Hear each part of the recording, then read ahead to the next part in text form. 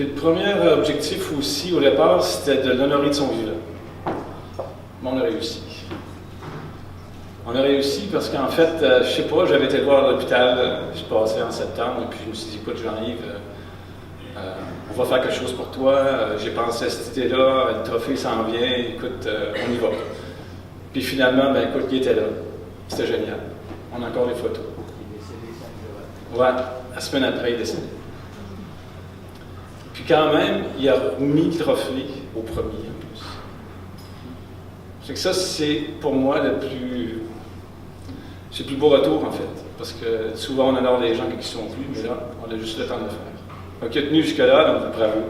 Je pense que là-dessus, j'étais super fier d'avoir fait ça avec toute l'équipe qu'on avait en ce moment. Puis Christian a été à l'inauguration, parce qu'au départ, je dis bon, mais écoute, moi je ne suis pas organisateur, j'ai jamais fait ça de ma vie, j'ai jamais aussi fait d'événements pour aller chercher des sous, peu importe. Je suis vraiment un débutant.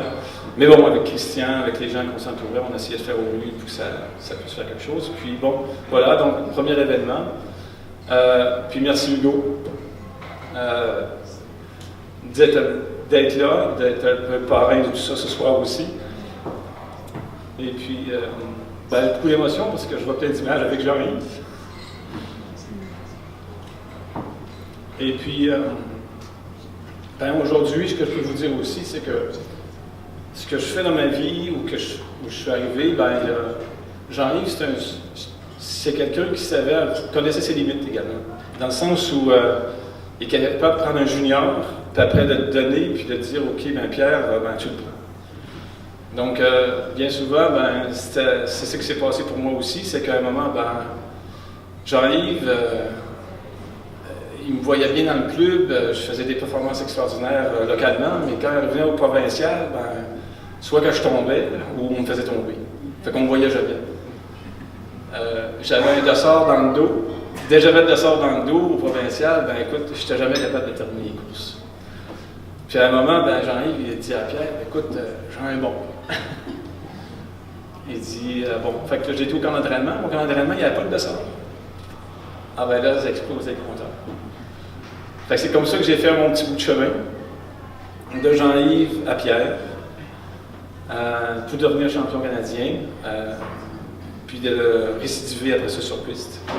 Puis d'avoir une courte carrière, mais quand même que j'ai bien apprécié, puis qu'aujourd'hui, j'essaie de faire profiter aux jeunes. C'est un peu ça qui est le retour du pendule pour moi aussi aujourd'hui.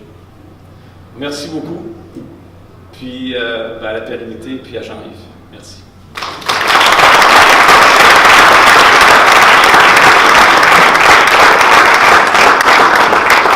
Merci Michel Lacoulisse. Oh, une note biographique qui nous avait échappé et qui vient de m'être transmise par l'entraîneur de l'équipe du Québec, Pascal Jocquet. Jean-Yves avait été nommé de son vivant chevalier de Lévis. Chevalier David de Lévis. Et sa réaction avait été, il va falloir que je me trouve un poney. Louis Bertrand. Quand je le croisais, il disait toujours, Louis Bertrand, comment ça se fait que tu travailles pas pour moi?